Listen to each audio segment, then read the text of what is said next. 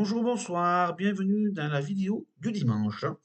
Aujourd'hui, nous allons parler encore de l'Iran, mais cette fois-ci, c'est une intervention américaine en Iran. J'ai découvert un c'est le site du Point, tu vois, qui en parle, un article très intéressant. Donc, on va le lire et on va voir ce qu'on peut en penser, ce qu'on peut en dire, vu les dernières nouvelles. C'est une source parmi tant d'autres. Il y en a d'autres, mais ouais, il me semble pas mal. Alors, source Le Point. Je crois ils mettent pas le nom. Non, il n'y a pas le nom de la personne. Si, c'est le correspondant aux États-Unis, Claire Ménial. Alors voici le titre. Frappe des États-Unis en Iran. Quatre questions pour tout comprendre. Dimanche 22 juin, autour de 2h30 heure locale en Iran, les États-Unis ont frappé les sites nucléaires iraniens, marquant un tournant majeur dans la crise au Moyen-Orient. Samedi soir, à 22 heures à Washington, Donald Trump, flanqué du secrétaire à la Défense Pete Hegseth, du secrétaire d'État et conseiller au renseignement Marco Rubio et de son vice-président J.D. Vance, a déclaré: l'armée américaine a effectué des frappes de précision massives sur les trois principales installations nucléaires du régime iranien: Fordo, Natanz et Ispahan. Notre objectif était de détruire la capacité d'enrichissement nucléaire de l'Iran et de mettre fin à la menace nucléaire posée par le premier État sponsor du terrorisme au monde. Ce soir, je peux annoncer au monde entier que ces frappes ont été un succès militaire spectaculaire. Quels sites ont été touchés et comment? L'enjeu était le site de Fordo, qui serait, bon, pour l'instant on n'en sait pas plus, quoi, donc vous comprenez bien qu'on utilise le conditionnel, enfoui à 80 ou 90 mètres dans la montagne. Seule la bombe GBU-57 pour Massive Ordnance Penetrator, MOP. Ça, bon, on peut faire tout le mauvais jeu de mots, alors faites-le, rigolez. Surnommé Bunker Buster, briseuse de bunker, qui pèse 13 000 kg et peut pénétrer 18 mètres de béton ou 61 mètres de sol, était susceptible de l'atteindre. 6 bombardiers B-2 ont lâché 12 MOP sous Fordo. C'était la première fois que la MOP était utilisée ainsi. Natanz et Ispahan ont été touchés par 30 missiles Tomahawk tirés depuis des sous-marins américains à 400 miles, soit environ 643 km. Un B-2 a aussi lâché 2 MOB sur Natanz. Les B-2 ont accompli un vol direct de 37 heures depuis leur base dans le Missouri et ont été ravitaillés en vol. De ce côté, Israël a bombardé des sites de missiles, une installation nucléaire, des sites de stockage de munitions en Iran. L'Iran a tiré des missiles balistiques et des drones en Israël. L'impact est pour l'instant difficile à évaluer. Le directeur adjoint de la politique de la télévision d'État, Hassan Abedini, oui c'est ça, Abedini, a déclaré que l'Iran avait évacué ces sites il y a un moment. L'Iran a annoncé un bilan de 200 morts depuis le début de cette guerre le 13 juin et plus de 1200 blessés. L'Organisation de l'énergie atomique iranienne a confirmé que les attaques avaient eu lieu à Fordo, Ispahan et Natanz, mais a assuré que cela n'arrêterait pas le développement de son industrie nationale. Des experts estiment que le pays pourrait en réaction accélérer son programme nucléaire. Quelles peuvent être les conséquences? L'Iran a été très affaibli par les attaques d'Israël sur ses bases militaires et le démantèlement de certains de ses proxys dans la région. Syrie, Hezbollah au Liban, Hamas à Gaza. Ali Khamenei, le chef suprême, a averti mercredi qu'une intervention des États-Unis les exposerait à des dégâts irréparables. Voilà, moi aussi, je peux les ça c'est pas grave. Moi aussi, je peux dire qu'on va faire des dégâts irréparables. Ou on peut faire des croisières, voilà, croisière s'amuse, version Rima Hassan, mais version moche.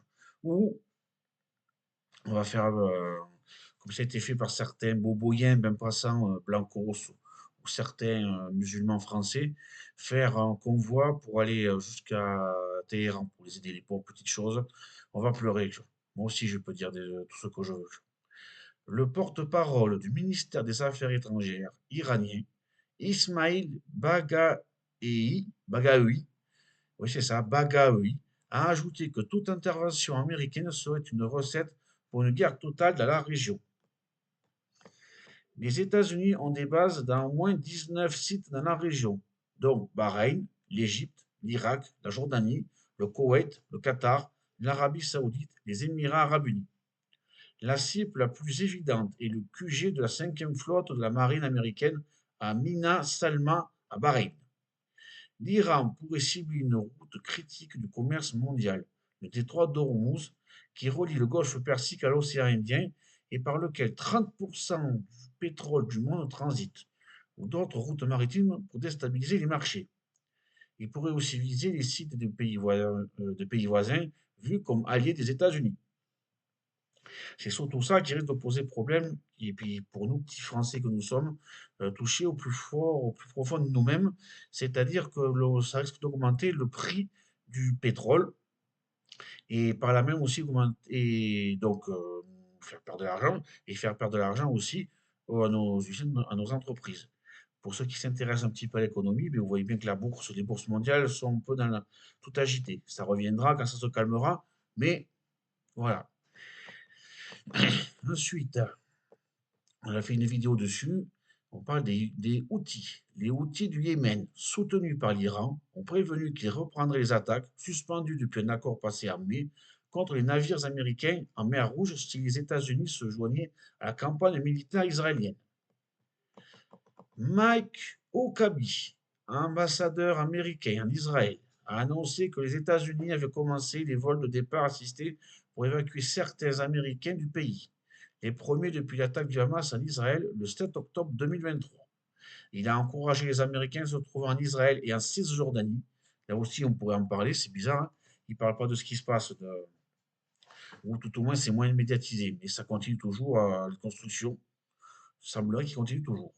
Et en Cisjordanie à remplir un formulaire pour être évacué par bateau, vol commercial, charter ou vol du gouvernement. Le département de la sécurité intérieure, le FBI et d'autres agences sont en alerte. Les polices de New York et de Washington, D.C. ont dit envoyer des renforts près des lieux de culte et autres sites sensibles dans les deux villes. À Washington, la sécurité a déjà été renforcée autour de la Maison-Blanche, du Pentagone et de l'ambassade d'Israël depuis le début du conflit. Toutes représailles de l'Iran contre les États-Unis d'Amérique donneront lieu à une réponse bien plus forte que celle dont a été témoin ce soir. Merci. SIC, a écrit Donald Trump sur le réseau True Society.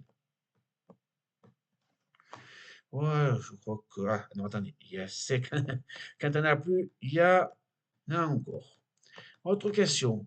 Le Trump a-t-il agi de façon inconstitutionnelle? Le président n'a pas le pouvoir de déclarer la guerre sans l'accord du Congrès, mais il est aussi commandant en chef des forces armées et peut déployer des troupes et conduire des opérations militaires limitées sans déclarer formellement la guerre, si elles sont considérées comme nécessaires pour protéger les intérêts ou le personnel américain. En 2011, Barack Obama n'a pas demandé l'autorisation du Congrès pour intervenir en Libye. Même chose pour Trump en 2017 qui a frappé en Syrie contre le régime de Bachar el-Assad en invoquant la sécurité nationale et des raisons humanitaires. En 2021, Joe Biden non plus ne l'a pas sollicité avant de frapper la Syrie et l'Irak. Le Congrès conserve le pouvoir de couper les fonds pour des opérations militaires ou de passer des résolutions pour limiter ou mettre un terme à une intervention. Mais ces mesures ne sont pas immédiates. Certains élus ont tenté de limiter la capacité de Trump à lancer des frappes en Iran en proposant un projet de loi.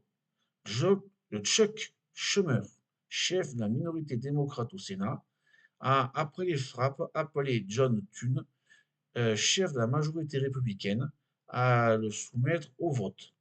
Face à la campagne de terreur impitoyable de l'Iran, à ses ambitions nucléaires et à son agression régionale exige force, détermination et clarté stratégique. Le risque d'une guerre plus vaste, plus longue et plus dévastatrice s'est désormais considérablement accru, a-t-il dit. Donald Trump a répété son opposition à l'envoi de troupes. C'est la dernière chose qu'on veut faire, a-t-il déclaré aux médias vendredi. Ouais, de toute façon, il n'a pas intérêt, vu le boxon qu'il y a eu, vu les résultats de ce qu'il y a eu en Irak et vu ce qui s'est passé en Afghanistan, ça risque de poser problème mouche. Mais samedi soir, à la Maison-Blanche, il a semblé accepter l'idée qu'un tel conflit avait peu de chances de rester limité.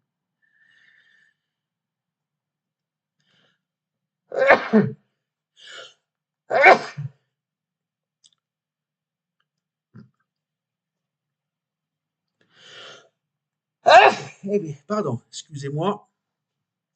L'Iran doit faire la paix. Sinon, les futures attaques seront bien plus importantes et beaucoup plus faciles, a-t-il dit.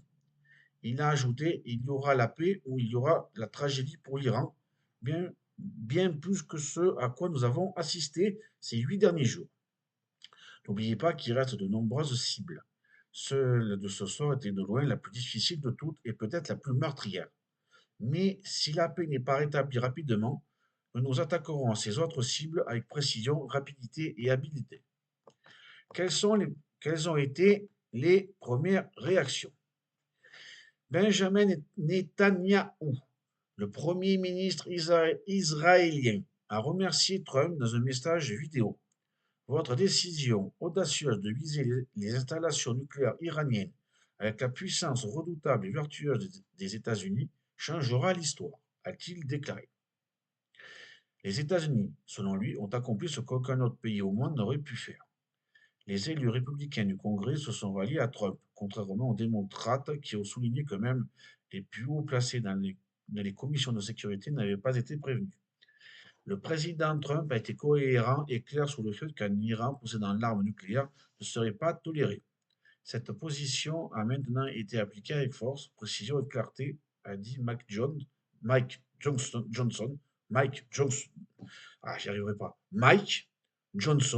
le président de la Chambre des représentants. Le régime en Iran, qui s'était engagé à donner la mort à l'Amérique et à effacer Israël de la carte, a rejeté toutes les voies diplomatiques vers la paix, a déclaré John Thune, chef de la majorité républicaine au Sénat. Bon, on peut toujours essayer, hein, mais j'espère que, tout au moins pour les Américains, ils en resteront là, parce que sinon, ça risque d'être un gros bourbier, quitte à me répéter d'être un gros bourbier comme en Irak ou en Afghanistan. Le président Trump a induit le pays en erreur sur ses intentions, n'a pas demandé l'approbation du Congrès pour l'usage de la force militaire et risque d'impliquer les États-Unis dans une guerre potentiellement désastreuse au Proche-Orient, a au contraire déclaré Hakeem Jeffries, chef de la minorité démocrate à la Chambre. Donald Trump assume l'entière et totale responsabilité de toute conséquence négative découlant de son action militaire unilatérale. Non, c'est pas James, c'est Jim Imus, démocrate le plus haut placé à la commission des renseignements, a condamné une opération inconstitutionnelle. C'est impossible de savoir à ce stade si cette opération a atteint ses objectifs. Nous ne savons pas non plus si cela conduira à une escalade dans la région et des attaques contre nos forces, des événements qui pourraient facilement nous entraîner encore plus profondément dans la guerre au Proche-Orient. Antonio Guterres, le secrétaire général de l'ONU, s'est dit extrêmement inquiet devant la dangereuse escalade des frappes américaines. Il y a un risque croissant que ce conflit ne devienne rapidement incontrôlable, avec des conséquences catastrophiques pour les civils, la région et le monde, a-t-il dit dans un communiqué. Le premier ministre britannique, Keir Starmer, a estimé sur X que le programme nucléaire iranien constituait une grave menace pour la sécurité internationale. L'Iran ne saurait être autorisé à développer l'arme nucléaire et les États-Unis ont pris des mesures pour atténuer cette menace. Il appelle l'Iran à revenir à la table des négociations et à trouver une solution diplomatique pour mettre fin à cette crise. Voilà, pour le moment, ce qu'on peut dire, c'est l'article le plus complet que j'ai pu trouver au moment où j'écris ces lignes. où je fais cette vidéo. Donc, pour le moment, on assiste à une escalade. Je ne sais pas si ça va s'arrêter. En tout cas, c'est une nouvelle marche qui a été franchie dans la montée des tensions et vers la, comme j'avais écrit la dernière fois, vers la montée, vers la Troisième Guerre mondiale. Voilà, donc j'espère que ça va vite se régler, que ça ne va pas se développer. Pour le moment, il semblerait que les Iraniens ne font que parler. Une chose est vraie, même si on ne peut pas dire le contraire, on n'a pas vraiment des preuves, mais le Hezbollah, on n'en parle plus. Les Houthis peuvent continuer encore parce qu'ils sont quand même assez loin, ils peuvent encore on ne peut pas dire en gros mots, les emmerder. Non, ils peuvent en continuer les enquiquiner, quoi. Je ne pense pas que ça présente une grande menace pour Israël, et encore moins pour les États-Unis. Il n'y a que le Hamas qui continue encore à résister tant bien que mal. Ce qui est vrai, je vais redire ce qui était déjà dit, ce que tout le monde raconte, bien évidemment, ce sont les civils qui prennent. Les États-Unis semblent viser des sites militaires iraniens, ce qui n'empêche pas, ce qui ne va pas, si jamais les frappes continuent, qu'il y ait des civils iraniens qui soient touchés. Ça arrive. Et là, qu'on le veuille ou non, même si Israël, sur Gaza, vise aussi des hôpitaux, il est clair que les Iraniens visent avant toute chose des cibles militaires. Moi, je ne l'ai pas vu, donc j'espère que ça va s'arrêter. J'espère que les Iraniens, s'ils continuent, vont plutôt attaquer des cibles militaires. Bon, pour les Israéliens, semblerait qu'ils se soient vu tout ce qu'on peut voir, se soient préparés à de telles attaques sur les civils. J'ai vu sur, je sais que beaucoup n'aiment pas BFM, mais c'est une source d'information comme une autre, certes limitée, donc ne commencez pas à crier contre moi, que par exemple, il y a un immeuble civil qui a été attaqué par un missile, qui a été touché, et à côté, une maison de retraite. La maison de retraite a été évacuée il y a quelques temps, quelques heures avant. Donc, c'est pas, pour le moment, voilà. Donc, pour le moment, l'avantage, qu'on le veuille ou non, est donné à Israël et son allié américain. Les Iraniens, pour ce qu'on peut savoir, n'a pas la capacité de nuisance énormissime, que ce soit contre Israël, pour exemple ce sont des immeubles, des immeubles civils, la capacité à se battre des États-Unis, oui, ils continuent, mais Israël va continuer à combattre. Et pour l'instant, il faudrait, toute logique, si tout va bien comme il faut, qu'il ne reste que qu'il n'y ait pas d'intervention militaire au sol, que ça reste que des bombardements et contre l'Iran que des bombardements de sites nucléaires. Alors, ça serait chouette. Voilà. Donc, on va attendre que ça se développe et on verra la semaine prochaine ce que ça va donner, si je refais, comment ça va se passer cette semaine. Donc, ça fait une dizaine de jours, une petite dizaine de jours, pas tout à fait 10 jours, que cette guerre, cette campagne a commencé contre l'Iran. Euh, espérons, Trump n'a pas intérêt, d'après ce qu'il dit, il préfère, comme c'est un commercial, un businessman, il n'a pas intérêt à faire la guerre. Donc, faire, qu'il fasse en sorte que ça reste que limité au, qu'à des frappes de missiles et de centres nucléaires. Voilà, donc c'est tout ce que je voulais vous dire. C'est pas grand-chose. Pour le moment, on ne peut pas trop développer, on ne peut pas trop dire. Beaucoup de gens commencent à parler, surtout ceux qui sont contre Israël. Et donc, pour le moment, moi je pense que c'est plutôt une bonne idée, quoi, qu'ils ne se fassent pas trop embêter. Espérons que ça s'arrête très très vite, qu'on n'aille pas plus loin. Et que pour le moment, alors là aussi je me répète encore, toujours pour le moment, oui, pour le moment, la France n'est pas touchée, bien qu'il y ait des centres culturels soient protégés. Voilà, culturels. Donc n'oubliez pas de mettre un pouce, un commentaire, et à la semaine prochaine. Au revoir et bonne semaine.